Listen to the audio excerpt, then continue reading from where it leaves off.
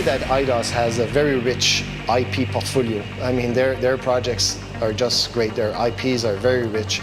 But Deus Ex 3, as the first launch title for our studio, is incredible. If you want a great studio, you need great game. So, and to have a great team, you need a great game. So it's a whole, you know.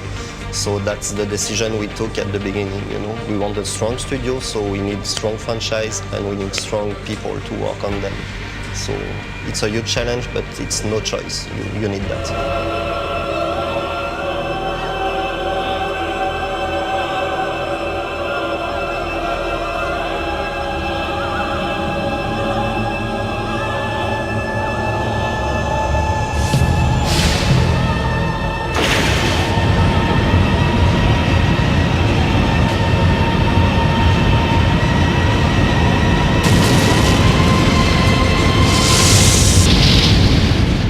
I think I wouldn't have David Emphazy as a producer if it wasn't for Deus Ex 3. It was that simple. In his head, the equation was, if I'm able to be the producer of Deus Ex 3, I'm in, Stéphane, whatever the risks. We started in May 2007, and we were two.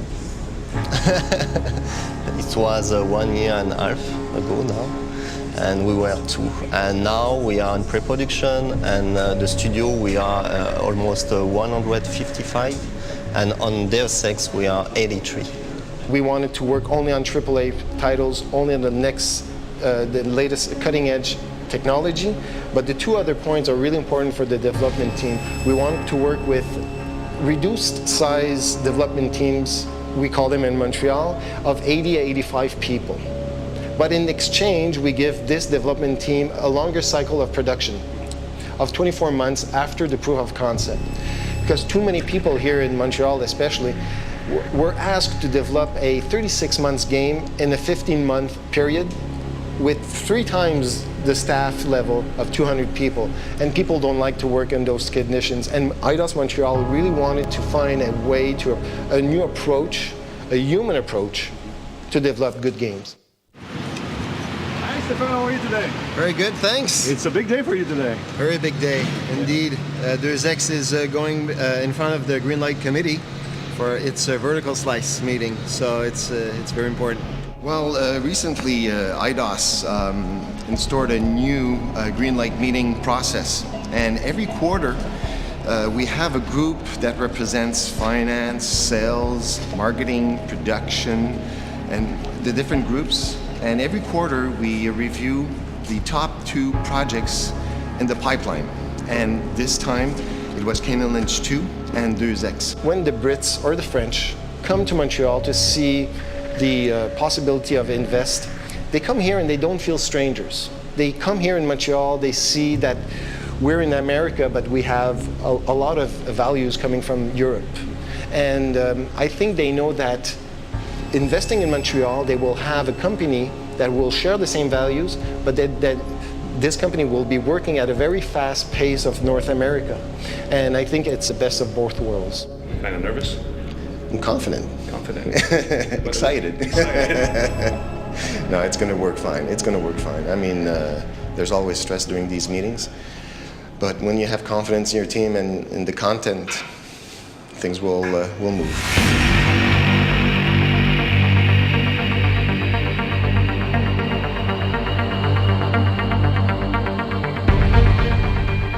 Needed to have the senior brass having this emotional bond to the game, and I think we just got that. Yeah, it was silence in the room. Everybody was looking. The music was very well integrated. All the major features were well demonstrated. There's a lot of work to be done, lots. But now I think people really believe into the project. They know where we're going at because Deus Ex is a complicated, complex game that can reach a lot of people.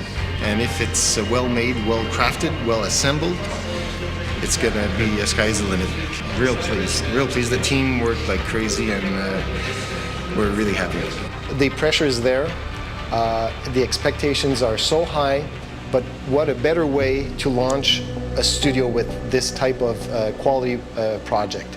I think once we found our team of leads, I knew that we were in very good shape. These guys were passionate.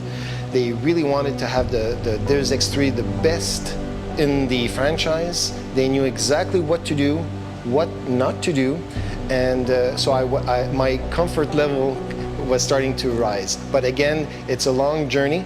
It's 2 years or more of development. You never know how it's going to turn out. But the pressure is there, the fan base, the forums, even 8 years after the initial. The first one came in 2000, by the way. PC Game of the Year, nothing less. We knew what happened in 2003 with Invisible War. We knew what to do, not to do. And I think that the fan base is so active and passionate. They're very protective of their favorite game. I think we exchange on the forums, on the blogs. We are always listening to our fans. We want to do a game that will please them and that will bring new fans to the franchise. That is the biggest challenge for us. If we have some pressure to create Deus Ex 3, yeah. Yeah, big time. But at the same time, it's a good pressure because we know that there's something to do there, a lot of things to explore and everything. And it's a great franchise to start with, so I'm really enthusiastic about that. But I know we must not fuck it up. It's a huge challenge, but it's pretty exciting, and we're on the right track. So yeah, it's a good pressure. The third game is going to actually be a prequel to the original game. So it's going to happen about 20 years earlier. So there's a bunch of things that have to tie in a way. We have a lot of freedom because we're dealing 20 years before the game, so we can create our own storyline, our own characters, our own universe in a way, but we still have to match and set up for the original game in the future. So there's a lot of themes that have to be apparent. There are some hints and intrigues that can suggest what's going to happen. And we try and look at it from that perspective to bring it all together. The goal really was to take what people are used to see with cyberpunk and try to give it a new spin, and that's a bit where the Renaissance comes into play. Let's give it our own flavor, let's give it our own voice. Let's get away a bit from the kind of bluish, kind of sci-fi look that all those movies have, and let's try to give it something unique, something a little warmer.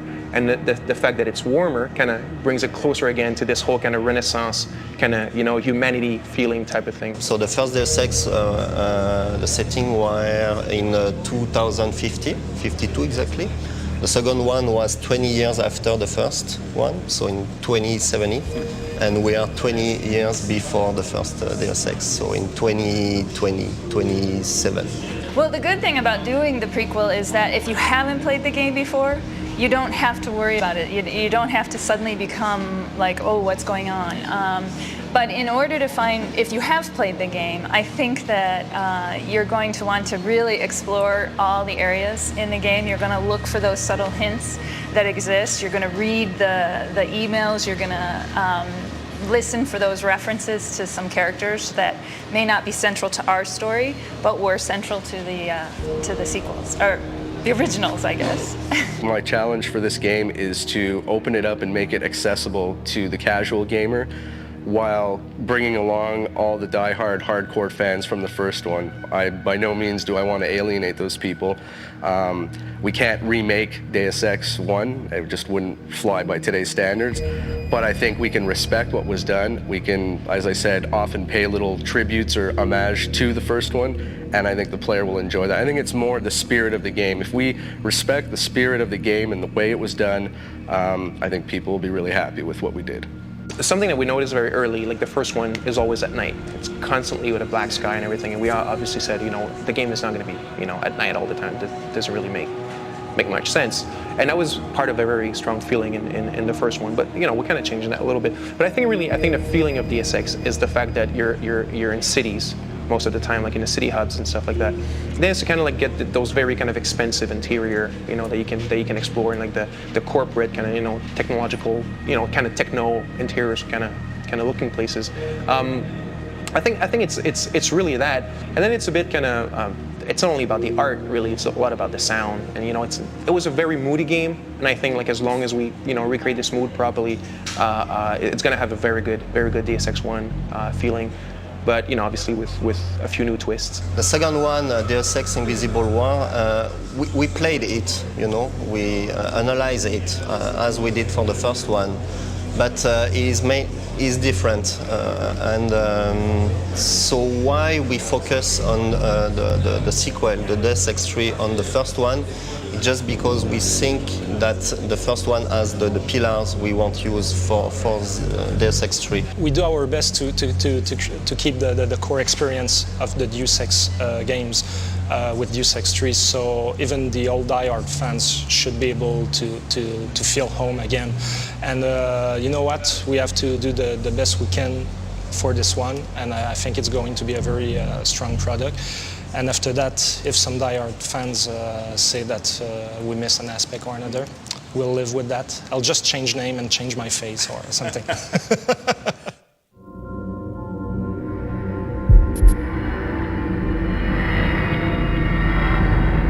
The teaser of Deus Ex 3 that was released in November 2007, there's a funny story behind that, because the proof of concept was approved by the UK, if I remember correctly, on October.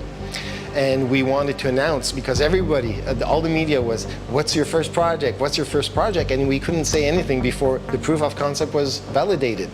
So in November 2007, we set the date for our press conference, our second press conference. And we decided that it would be stupid to come in front of the medias saying that, well, on paper, we have Deus Ex 3, thank you, goodbye. We needed to show something. But we were only 4 weeks from there. And how can you create a high quality teaser in 4 weeks? You know, sat down with my boys and, you know, what do you want to do? Kind of brainstorm a bit about the direction and thing. And then we said, let's have like this image blast, you know, that we called it, you know, all those images went really right. It was not even a second, and there's like 27 images, 27, 28. And it's just kind of put a bit of our theme, and it totally worked. Like they stopped it one frame by frame, and they went way beyond everything anything we ever thought of, you know. So I think that was a really good hit, really good idea. We had a lot of fun with that teaser. It was a real labor of love, and it was obviously our first step into the media, so it was quite challenging, and you really want to make sure you put your best foot forward. For us, for me anyway, I really liked the visuals that I had. It was a very interesting subject to work with, and I think I got lucky in taking a risky move by bringing the original theme into the end.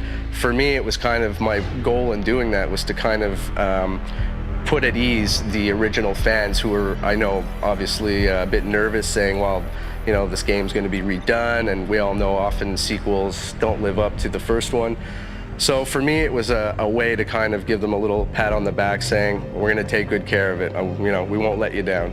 And it hit a core, because I think 2 hours after the official release, game trailers picked it up, and I think within 24 hours, fans were starting dissecting the video clip, and the blogs just lit up like a Christmas tree. We actually wrote a name on the little fetus and the little baby thing, which is not even from us. Is the 3D studio that worked, Digital Dimension, that did it for us. And I guess, you know, they were just having fun in the studio. Let's give it a name, and actually placed it on one of the little techno tags that's on it, which is Emil.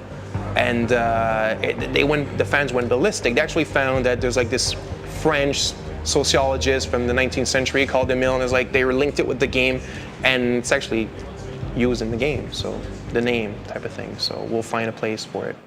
Deus Ex as a genre itself falls into the cyberpunk category. Now, a lot of people don't recognize that genre of writing. They would more likely be familiar if you were to say it's like The Matrix. People understand that. Cyberpunk is the dark world in the near future.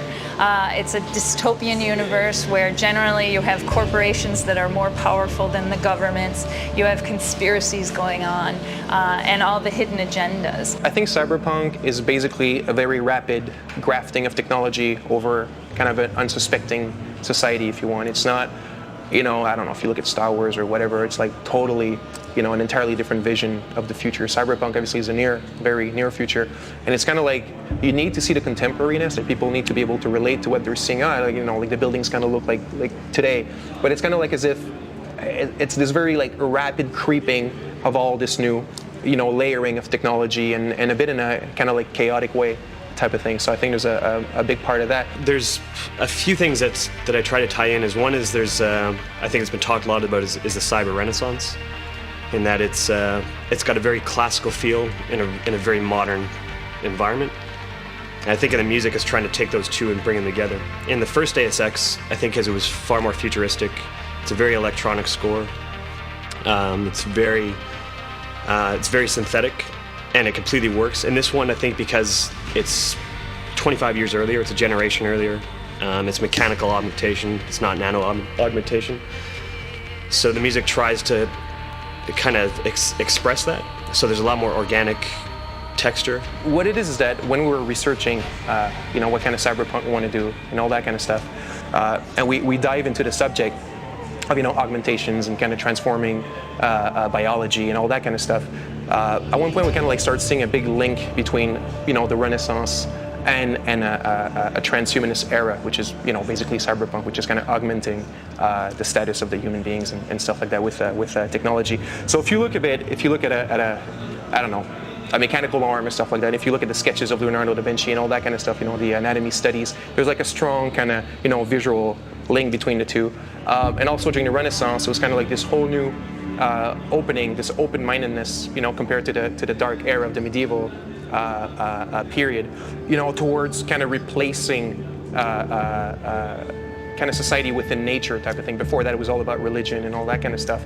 And now it was more about, let's really start, analyzing it and forget about all the religious taboos and that kind of stuff. And a transhumanist era is a bit also that. It's kind of like, today we still have problems with cloning, stem cell research. Well, not problems, but I mean, like some people are for it, some people are against it. So it's a bit as if transhumanism, it's the same thing. It's a bit letting go of that and really letting go of those taboos and trying to take control of our own evolution. On this score, I wanted to approach it kind of how the story is that the story is very much about taking something that's organic, like the human body, and then augmenting it so it's better than it was originally. So I approach the score the same way. So any acoustic instruments I've had have to be electronically either created or manipulated. So most of the score is as virtual as possible. We're trying to do it so that every single instrument is done by me alone and virtually. So it was a weird approach, but I think it worked. At Eidos Montreal, we have a very interesting structure here. I am actually the lead writer on the project, but my title is the narrative game designer. So in a sense, I am in the game design field rather than in the writing field. I think it's very important. It's a new position in the industry, a narrative game designer. And my role is to work side by side with the game designers to ensure that as I'm developing the storyline, it's suiting the needs of the game. So I'm familiar with what are the pillars of the gameplay that we're going for, what is the game experience that the game designers are trying to create, and I'm able to take that and create a story that works with it. One of the challenges of working in video games for a story writer is a story is a very linear experience, and you're very much used to building an experience that you are in total control of. You are guiding the viewer to feel what you want them to feel, etc. In a game, it's not a linear experience. The joy of a game is the freedom the player has to do whatever he wants, to be as unpredictable as he wants. And he might not want to follow your story. So one of the challenges, there's always that struggle between the game design and the story design, because the story may need you to experience this key event at this key moment, but you have no control whether the player will be there or not. My job working with the game designers is to really find out where they expect and what they're building for this, and find ways that the story can support it or go in different directions. The player can play the game in various ways. He can mainly choose the combat approach, where it's all about using your guns, your offensive augmentation. You can also to play it a little bit more subtle by playing it in stealth mode. Also, you have augmentations that you can choose that will help you into being a better stealth agent. We have hacking as well that helps you to create new paths and unlock new alternatives, and also you'll have augmentations that will support that as well. And for social, you'll be able to interact with various cast of characters that you'll be able to try to convince them to do something for you, give you information, and again we'll fuel some augmentations that will allow you to be better at convincing them. So those are the four important pillars, and what is really key to that is that we want the players to be able to play the game the way they want, and they can go back and forth through all those possibilities and tailor the experience to the way they feel it. Mesdames et messieurs, bon matin. Si, on s'est pratiqué hier là. Today it's a very important day for the production of the game Deus Ex 3. This is the alpha milestone. The alpha milestone, it's about 15 months of work for the team. And the alpha milestone is simply that we will be able to play to have a walkthrough. So we'll be able to play from the beginning to the end of the game, which is very important milestone for us, because from today we'll have 8 months to balance and tweak the mechanics of the game. And it's very important for this kind of game because it's a mix of different mechanics. This is a very specific recipe, the Deus Ex experience, and 8 months will be the time we'll need to balance and reach the quality we want for this game. Bon, ben sur ce, je vous souhaite une bonne journée.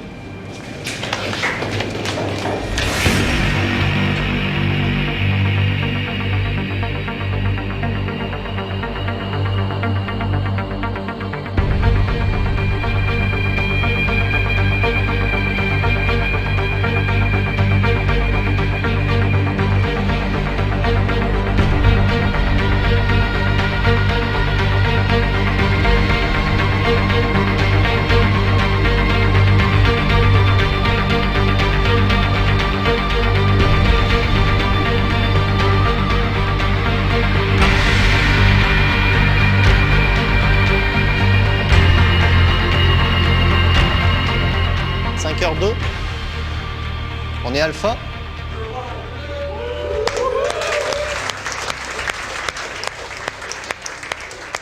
Trois ans de travail. 3 ans de travail. Vous vous rendez compte? C'est malade. Complètement malade. Donc là, il nous reste 4 mois pour la bêta. Si on est aussi rigoureux, puis aussi bien organisé qu'on l'est, puis motivé comme on l'est pour l'alpha, on va livrer notre bêta comme du monde. So it's a very critical milestone for us, and we reached it. So it's a very good news for us. Bien fraîche, s'il vous plaît. Bien fraîche. Ouais. Voilà, elle peut pas être plus fraîche que ça. Merci, Alex. Cheers. Adam Jensen is the hero of the game. He's a private security specialist working at a biotech firm.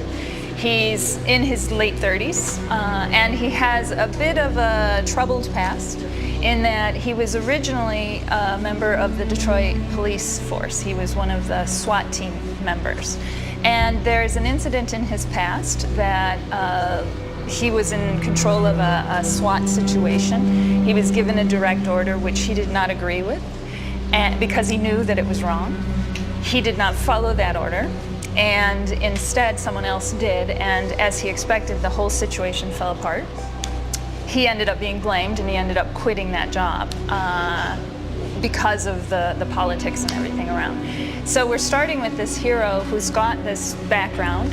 He's kind of needing to prove himself to the world. He gets hired by this biotech company, and one of the very first things that happens to him is while he is protecting the company, a group of Black Ops soldiers attack.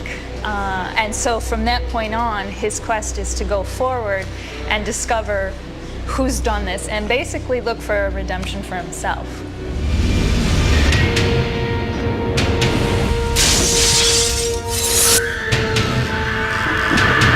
The casting for the game was a lot of fun.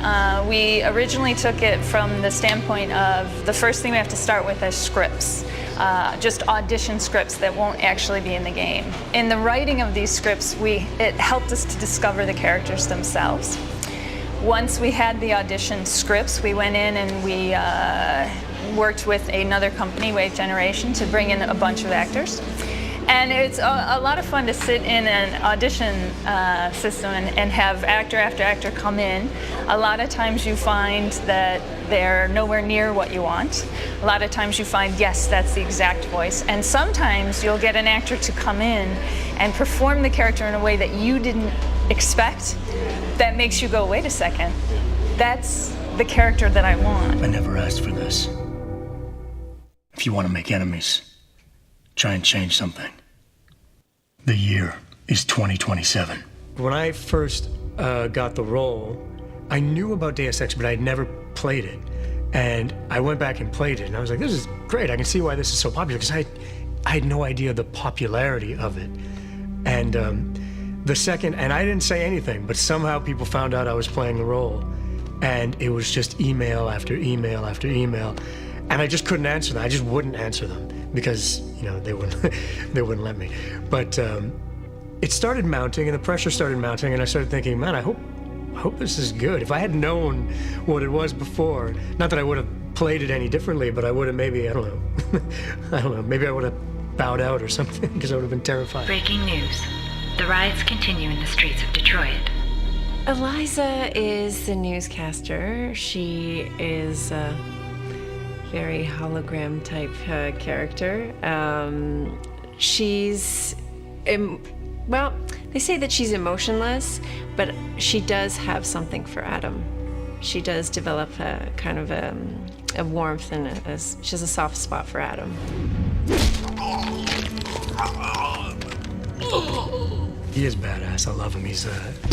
He's like as far as you can go being a bad guy, but still being a good guy. You know what I mean? The choice of doing a character in third person and also in first person was actually to create a better connection between the player and his on-screen character. So when you only see him in first person, you create a connection actually with the gun. You see that the gun is the star of the show. But what we wanted to achieve is actually to have the player see his own characters sometimes when he goes into cover, when he does takedowns, when he does cool stuff on the screen. We really wanted to showcase the main character. And this helps create a better connection with who you're playing, who is this guy that you always see. You always see his hand and his gun, but now you can actually see his face, see his reactions, see how he moves in the environment. So that was why we did that. And with all his augmentation, it's really awesome to see mechanically how it's working. So in the first person, it's not the same thing. You can try to do a takedown in first person, but you will never have the feeling that you will have if you have the full body action and everything. So this is why it's to showcase because we have awesome modelers, so we need to showcase. We're not trying to go for photorealism. So because we're not trying to go for photorealism, it allows us to change the proportions and stuff like that. It's not I wouldn't say that they're caricatures. They're not like that, but obviously they're a simplified version, right, of the human bodies. One of the main reasons is actually, I do believe as an art director that by just replicating exactly the human proportions on screen, it often doesn't look all that good. The hands look really small. You see them in cutscenes and games, the fingers look kind of broken and kind of flimsy and that kind of stuff. Sometimes, I think the eyes need to be bigger to see the emotion and have a wider range of animation, that kind of stuff. So we're really going into that. We're simplifying a lot of stuff. Like, we actually think that getting all the pores in the skin is not necessarily what's important, because if the textures look really realistic, but yet the animation is still a bit like animations in games. I mean, as far as good as the animators are, there's limitations, and there's like a big clash between, it's like, oh my God, look at the skin, it looks so real, but yet it moves kind of like a robot, and we're trying to eliminate that by making them stylized a little. The shoulders are bigger, the head's a little smaller, the hands are bigger. They look like comic book characters basically, but I think done right. My name is Will Rossellini. I'm the CEO of Microtransponder. We're a medical device company developing wireless devices to interface with the nervous system. The idea of the $6 Million Man to enhance human capabilities is certainly out there. Military has been more focused on helping soldiers get better.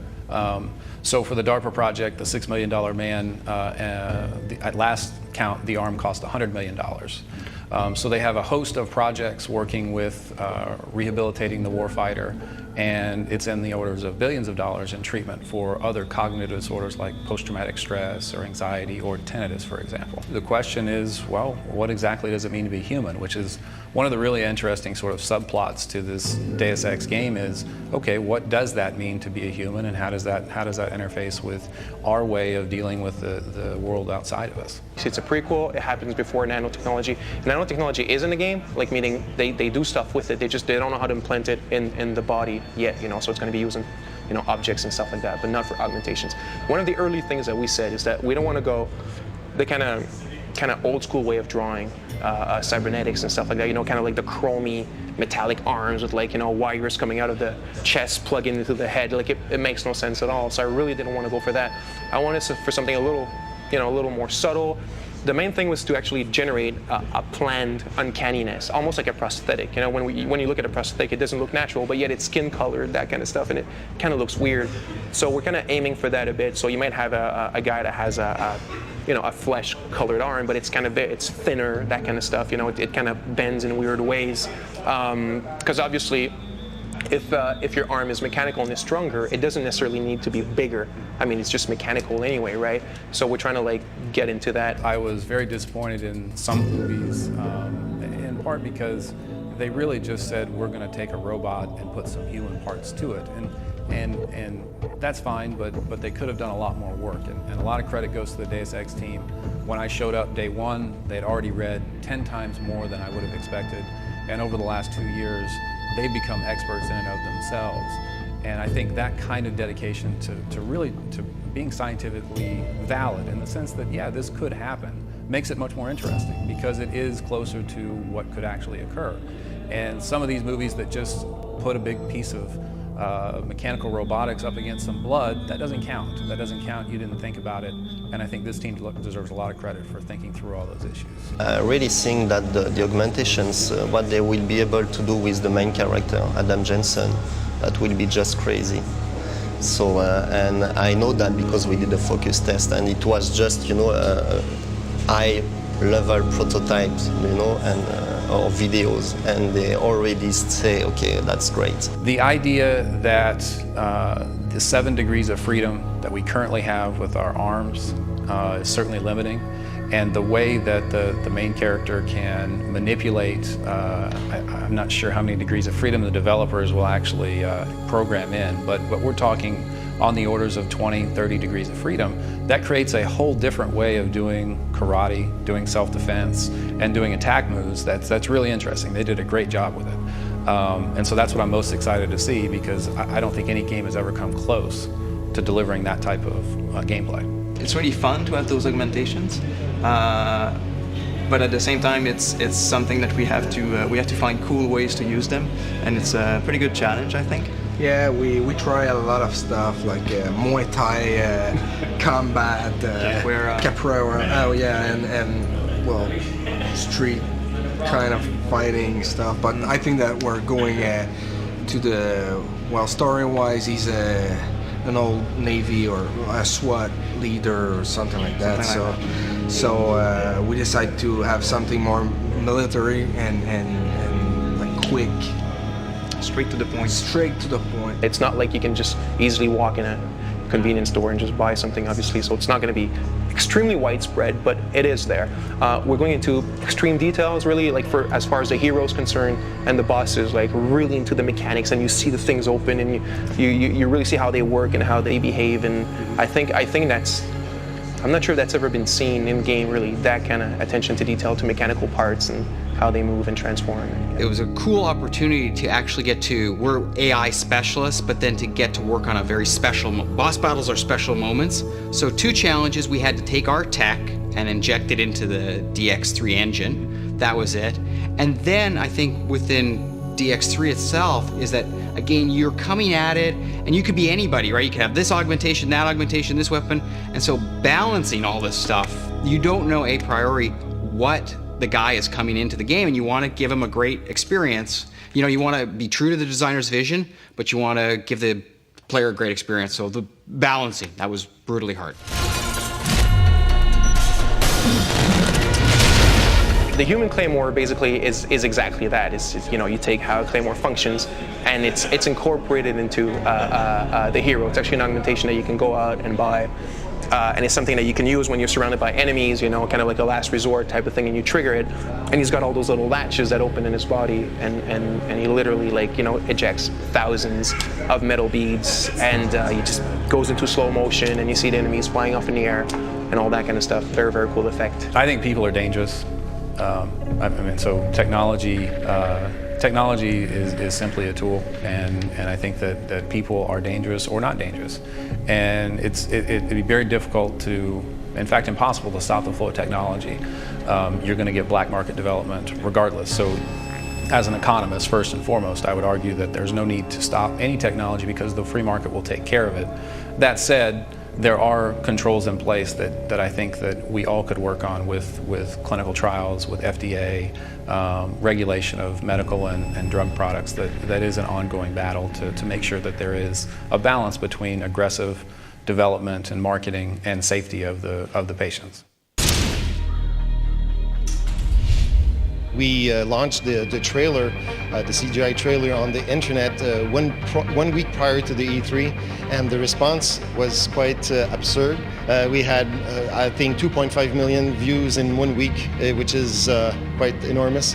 This really created a buzz, a momentum for the code demo that we have shown to the public. It was a labor of love of over 9-10 months, and was very intense. It was the first project that people from Visual Works, which is the studio of CGI of Square Enix, it was the first time they worked on something else than the portfolio, the traditional portfolio of Square Enix. So we had, I think, the team of Final Fantasy working on this, and they completely understood what we wanted to do, and the quality standard has been totally awesome. You'll never find them!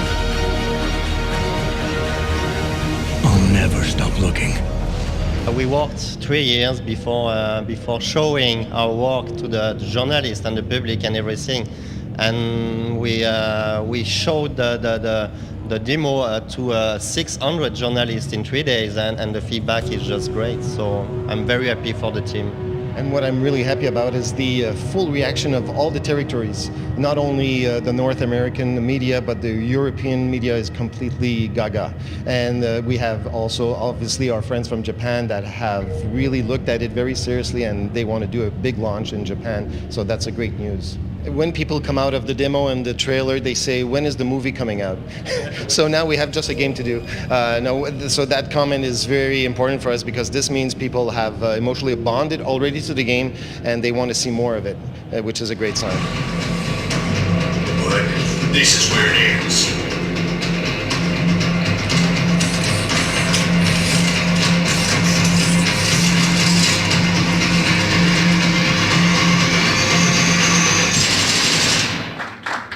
Thank you. Thank you very much. Hope you enjoyed it, and enjoy the rest of the show.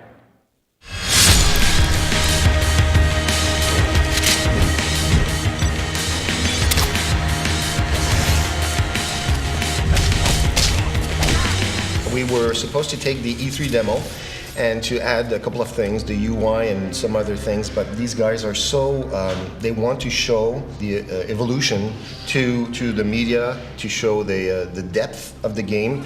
And I think David and his crew decided very late in the game to explore a new avenue for a new demo. And the demo that they chose really did hit the spot, because... Actually, this demo was chosen roughly a month before Gamescom. and that's no joke. And the real story is that we were... it is a joke. It is a joke, but we did it anyway. It's a joke, but it's not true. But we were talking with the marketing guys, and they were saying, yeah, maybe something new. Do you think you could show something else? And we were crazy enough to say, yeah, sure.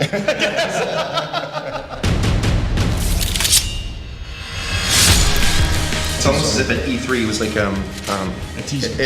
Yeah, but it's almost as if this. Okay, like, it looks like a great game. You know, it looks like a AAA, and things are there. But the real Deus Ex answers were not fully answered yet. So it was like, yeah, okay, you guys are seems to be on a good way to make a great game.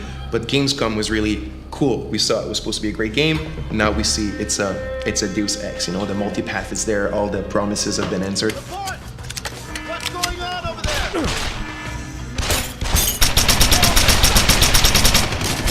Warren Spector was at the Gamescom. He was giving a conference at GDC Europe. And David told me, you should, text him to invite him to a private session. So I said, yeah, good idea. So I did, as I do some at main events, but he doesn't answer. But sometimes he shows up. And to our big surprise, he comes through the Square Enix booth around in the middle of the afternoon saying, I would like to come and see it, because he never saw code. And so we did organize that after the event at 6:30, 7 p.m. A private screening, and it was quite special. I mean, we were in our demo booth, all of our guys were here and showing the third installment of the game that the father, the spiritual father was there, and I think we took a lot of pictures. And I remember one quote he said, it really looks and sounds like a true Deus Ex. And for me, that was sufficient.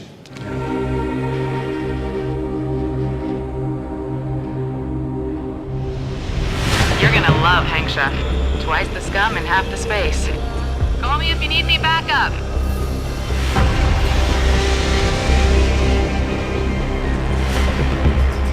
There's a nightclub in this sector called The Hive. If our hacker went to ground here, chances are the owner will know. These guys, first of all, they came because they came to the new studio. They left behind jobs that were incredibly interesting, working for very good companies on very good franchises. But these guys left everything. What have we done?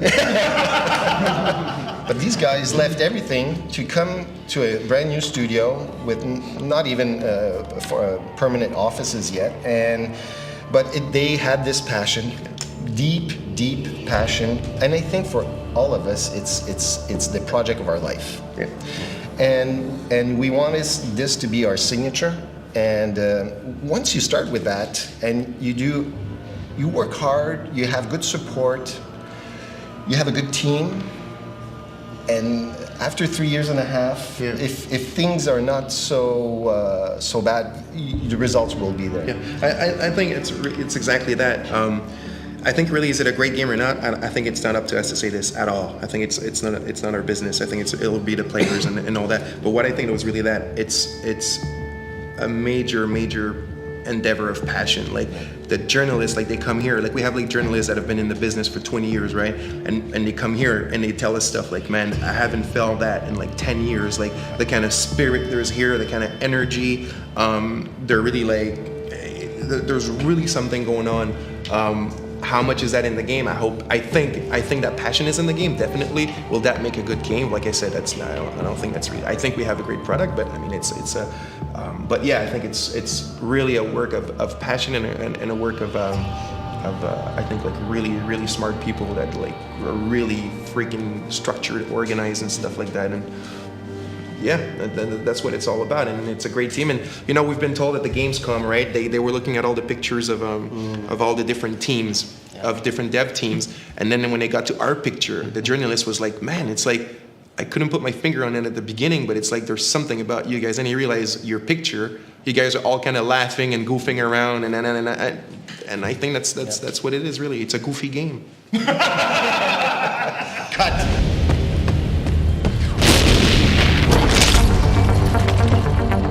If you want to make enemies, try to change something.